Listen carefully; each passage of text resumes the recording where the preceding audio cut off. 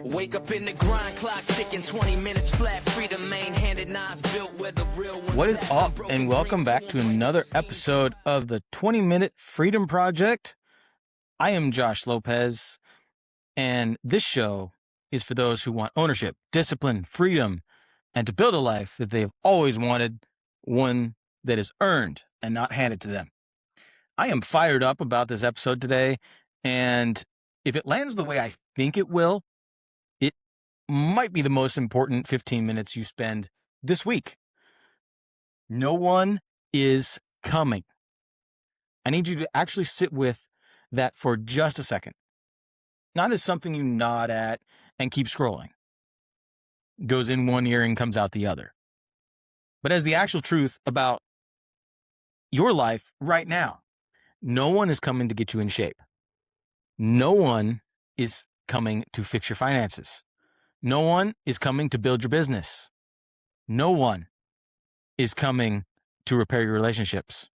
No one is coming to hand you the version of yourself you know you were supposed to be. And if some part of you, even a small part, has been waiting for something outside of you to shift, that is exactly why you're stuck. And many times, though, it does not feel like waiting. And that can be the most dangerous thing about it. It feels like planning. It feels like I just need a little bit more clarity. Just on this little section that I'm not sure about. It feels like once things calm down at work. It feels like once the kids are a little bit older. It feels like once I get this debt handled, then I'll focus on the business. It feels like you're being responsible. You're being measured, like you're being so smart about it.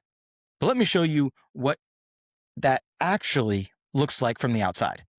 There's a guy who means well. He's been meaning to get serious for 2 years now.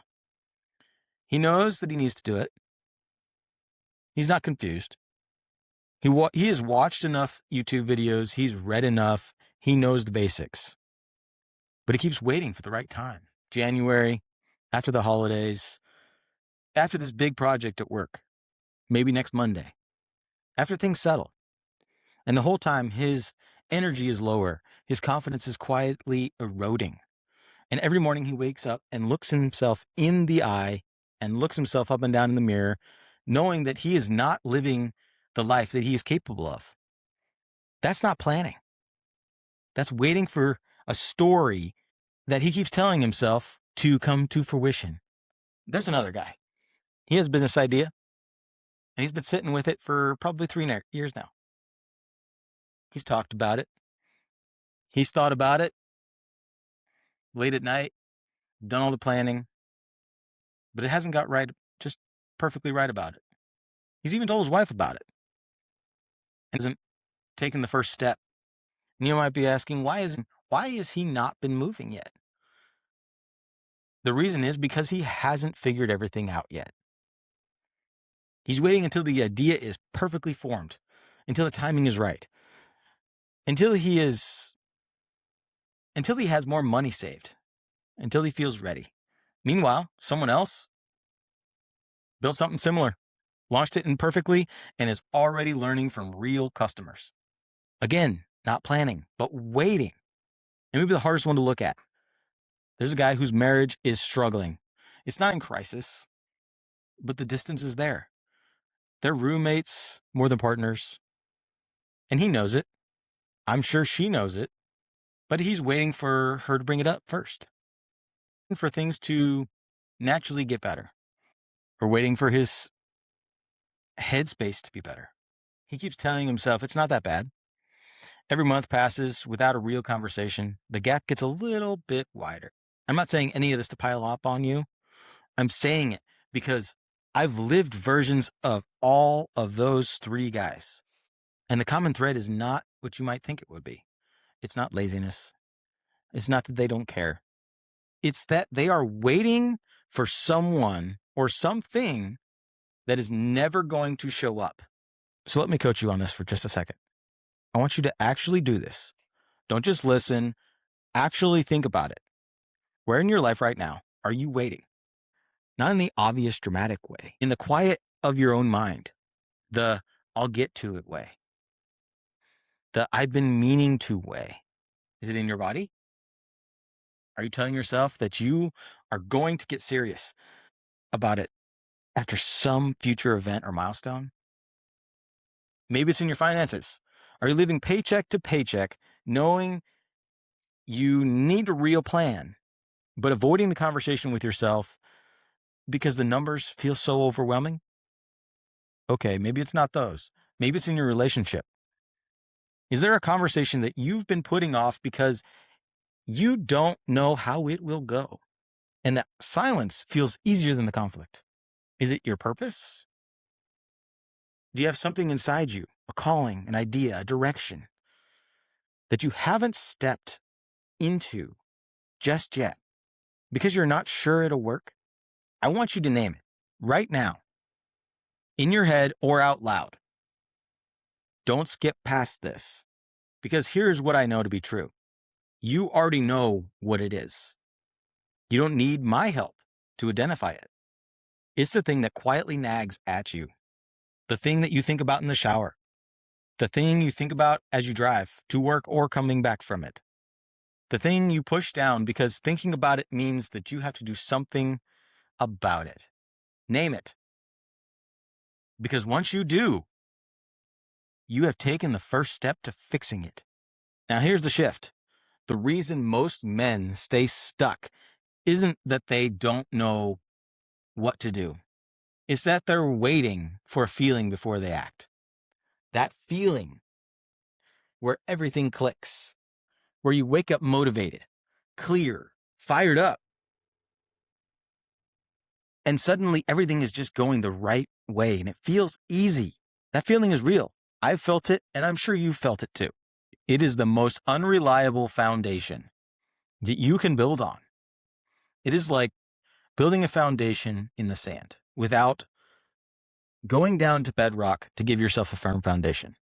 As soon as the floods come or the rains and they mix with all the sand, your house that you have built will crumble. You did not build it on a firm foundation. You did not build it on a rock.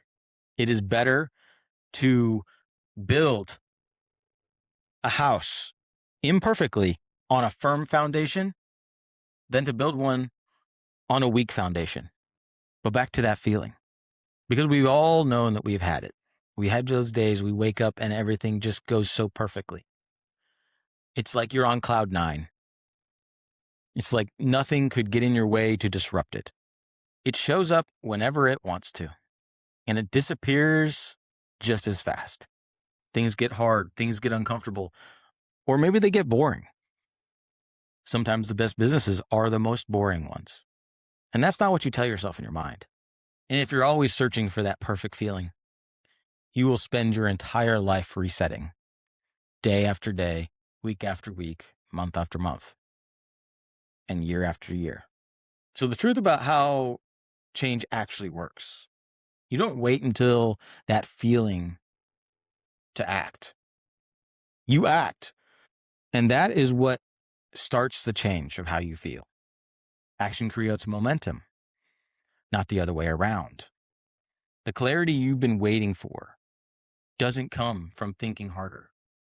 It comes from moving and getting real feedback from real action. The confidence you've been waiting for doesn't come from being more prepared. It comes from doing the thing and surviving it.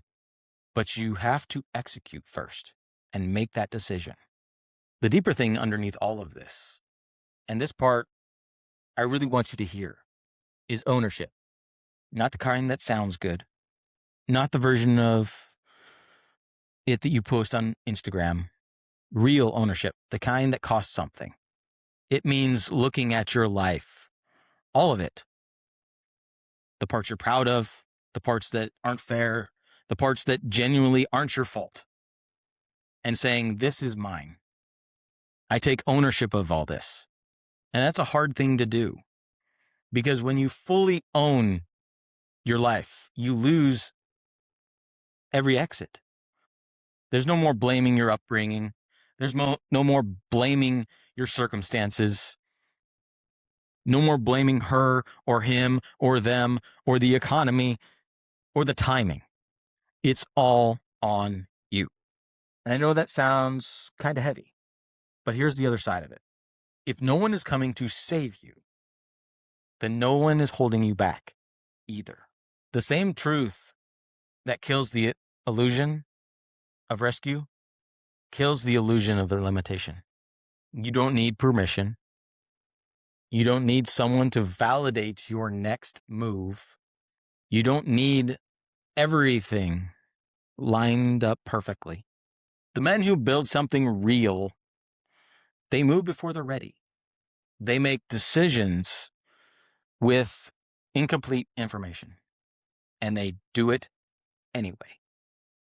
There's a moment that happens for everyone who actually turns their life around. It doesn't feel like a breakthrough in the moment. It's quiet, doesn't announce itself. It's just the moment where everything seems to land. No one is coming.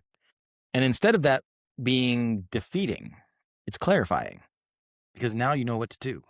So I want to close by saying this directly to you, not to everyone in general, not to some hypothetical person.